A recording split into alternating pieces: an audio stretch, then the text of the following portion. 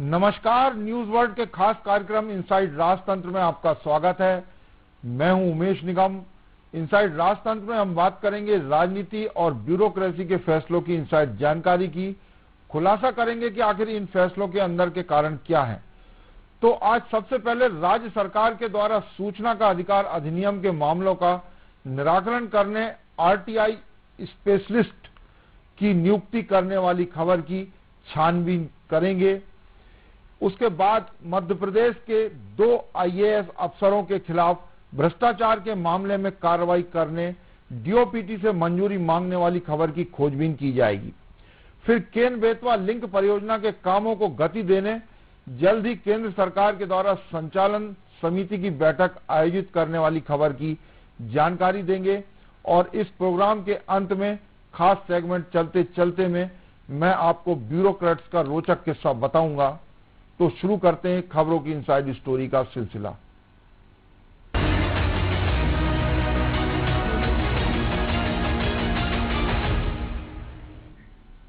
राज्य सरकार को सूचना का अधिकार अधिनियम के मामलों का निराकरण करने के लिए एक सलाहकार की जरूरत पड़ रही है।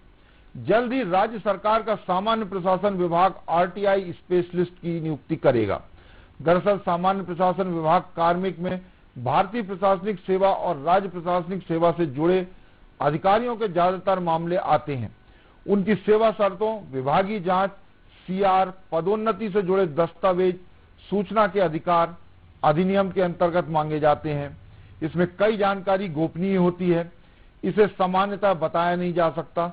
लेकिन सूचना का अधिकार अधिनियम के तहत कौन सी जानकारी सार्वजनिक की जा सकती है और किन जानकारियों को किन अधिनियम के तहत रोका जा सकता है, इसका विश्लेषण करने वाला जानकार अधिकारी यहां रहेगा। तो सामान्य प्रशासन विभाग यह सारी जानकारी देने या नहीं देने पर सही निर्णय ले सकेगा। आरटीआई स्पेशलिस्ट की नियुक्ति शुरुआत में 6 माह के लिए की जाएगी। यदि जरूरत पड़ी तो आपसी समझौते से यह अवधि 1 साल तक बढ़ाई जा सकेगी। आरटीआई स्पेशलिस्ट के पद पर राज्य सरकार ऐसे रिटायर्ड अधिकारी कर्मचारी को रखेगी जो सूचना के अधिकार अधिनियम के अंतर्गत प्राप्त आवेदनों के निराकरण में लोक सूचना अधिकारी, सहायक लोक सूचना अधिकारी तथा प्रथम अपील के निराकरण के लिए अपीली अधिकारी का सहयोग कर सके।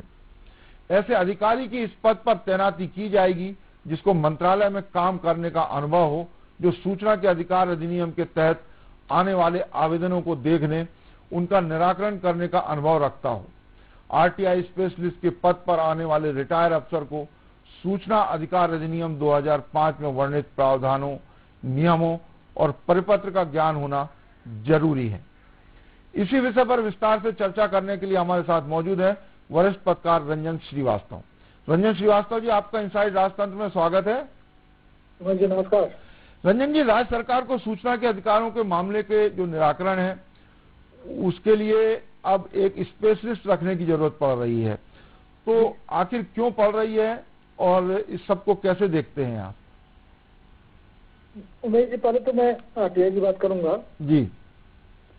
कि आरटीआई इसलिए होती है जी। गवर्नमेंट का जो भी कामकाज है उसमें एक ट्रांसपेरेंसी बनी है जी। क्योंकि गवर्नमेंट का जो पूरा स्ट्रक्चर बहुत बड़ा होता है जी।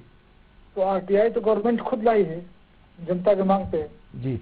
और इसलिए कि कहीं कोई गड़बड़ी हो, कोई भी आपको जानकारी चाहिए सरकार के कामकाज संबंधित, उसमें भी काफी पैरामीटर्स है और कैटेगरी है जी। कुछ जानकारी जो नहीं दी जा सकती अलग बात है, लेकिन जो जानकारी दी जा सकती है वो जनता अगर हमेशा अलर्ट रहेगी तो जाहिर है कि जो कर्मचारी काम करने वाले हैं वो भी अलर्ट रहेंगे जी। और उसकी तो गड़बड़ी नहीं कर पाएंगे। और कई बार होता भी जनता के जो काम का संबंधित का अपना खुद का कोई खतरा नहीं, बहुत सारी ऐसी चीजें होती है जी। जिसका सबका जिसके लिए जनता का सबका गवर्नमेंट से पड़ता है। लेकिन जो आरटीआई आने के बाद भी ऐसा कोई विशेष अवसर नहीं मिला है कि वो पैरेलल काम करे गवर्नमेंट के, मतलब गवर्नमेंट के साथ में काम करे। ऐसा हमला तो जो कर्मचारी अधिकारी हैं उन्हीं में से आपके अपील अधिकारी भी हैं, सूचना अधिकारी भी सारे लोग हैं जी। तो काम बढ़ गया लोगों का देखा जाए तो जी। और दूसरी बात जागरूकता जैसे बढ़ी लोगों में तो आरटीआई एप्लीकेशन की भरमार होने लगी है जी। कई बार ये भी शिकायत होती है गवर्नमेंट जानबूझ के सूचना को छिपाना चाहती है।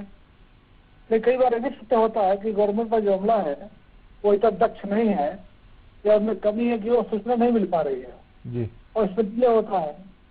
तो इसलिए लगता है कि मुझे लगता है कि अगर कोई ऐसा जानकार आदमी है जो सलाहकार है और वाकई इस काम के लिए बुलाया जा रहा है तो ये वाकई स्वागत कदम है, अच्छी कदम है जी। और मुझे लगता है कि अगर वाकई इसको ठीक से किया जाए तो जो सूचना लोगों को मिलने में देर लगती है और जो अधिकारी कर्मचारी उससे बहुत ज्यादा परिचित नहीं है, बहुत ज्यादा उनको जानकारी नहीं है इस सिस्टम से, तो उनको भी मदद मिलेगी, वो ट्रेन भी होंगे साथ में, ये भी है जी। तो मुझे लगता है कि इस कदम में कोई बुराई नहीं है कि अगर सलाहकार आता है और उससे आरटीआई की जो गति है उससे उसको फायदा मिलता है, गति बढ़ती है उससे।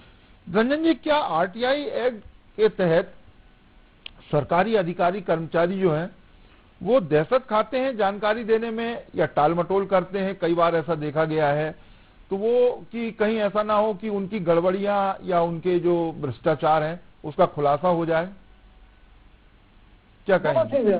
दोनों चीज है जी। देखिए, कई बार आप अच्छे भाव से काम करते हैं उसमें भी गड़बड़ी हो जाती है जी। तो जो एक सरकारी प्रक्रिया है उसका अच्छा सा पालन हो, कई बार ऐसा नहीं हो पाता है। जैसे मैंने कहा स्टाफ की शॉर्टेज है जी जी। उनके पास जो फैक्ट है वो पूरे नहीं आए तो दहशत तो रहती है कि जो हम सूचना दे रहे हैं जी हाँ। वो सूचना एक बार बाहर निकल गए सिस्टम के, अब तो फिर तो फैक्ट माना जाए उसमें तो आप संशोधन कर नहीं पाएंगे। जी हाँ, वो प्रमाणिक जानकारी कहलाएगी। प्रमाण माने जाएंगे, फिर कोर्ट भी जा सकते हैं। जी जी। तो उसमें जो कई बार डिले से होता है कि जो सूचना जा रही है वो अधिकारी कर्मचारी जानना चाहते हैं कि उसमें कोई गड़बड़ तो नहीं है। जी। दूसरा पार्ट उसका वो भी है जो आपने कहा कि आप गड़बड़ी करेंगे तो मन में डर रहेगा, तो ऐसा काम क्यों करें कि आपको सूचना देने में डिले करना पड़े या छिपाना पड़े, क्योंकि जो सरकारी जो भी सिस्टम है जी। उसमें सारे लोग जैसे तो होते नहीं है, जी हाँ। कुछ गड़बड़ी करने वाले भी होते हैं। तो जारी जो गड़बड़ी करेंगे सरकारी सिस्टम के अंदर वो हर तरह का प्रयत्न करेंगे कि सूचना बाहर ना जाने पाए। और ये कई बार दिखता भी है कई डिपार्टमेंट्स में कि सूचना मांगी गई और बहुत ही ऐसा आरटीआई के दायरे में भी आती है जी। फिर भी सूचना नहीं दी गई, आपने अपील कर दिया, फर्स्ट अपील सेकंड अपील, फिर भी नहीं हो रहा है, फिर भी देने से कतराते हैं। जी। कई बार जुर्माना भी लगता है कि फिर भी वो कई बार सूचना नहीं मिलती। रंजन जी, आरटीआई जो जरूरतमंद हैं जिनको वाकई दिक्कत है और वो जानकारी लेते हैं और उसके बाद वो आगे बताते हैं कि ऐसा ऐसा हुआ, उनके लिए तो ये एक रामबाण उपाय है और एक सहारा है। लेकिन कई बार देखा गया है कि इसका दुरुपयोग भी होता है, लोग ब्लैकमेलिंग करते हैं, सौदेबाजी होती है। कई जगह कुछ लोगों को बैन भी किया गया है, कई कलेक्टरों ने कई जगह कई ये चर्चा में भी आया था। तो या इसमें कहीं सरकार को कुछ इस तरह का व्यवस्था करनी चाहिए या कुछ ऐसे प्रावधान कि इसका दुरुपयोग ना हो पाए, कुछ ऐसे किए जा सकते हैं या करना चाहिए कि नहीं करना चाहिए? नहीं, बिल्कुल करना चाहिए। देखिए, जहाँ तक मामला है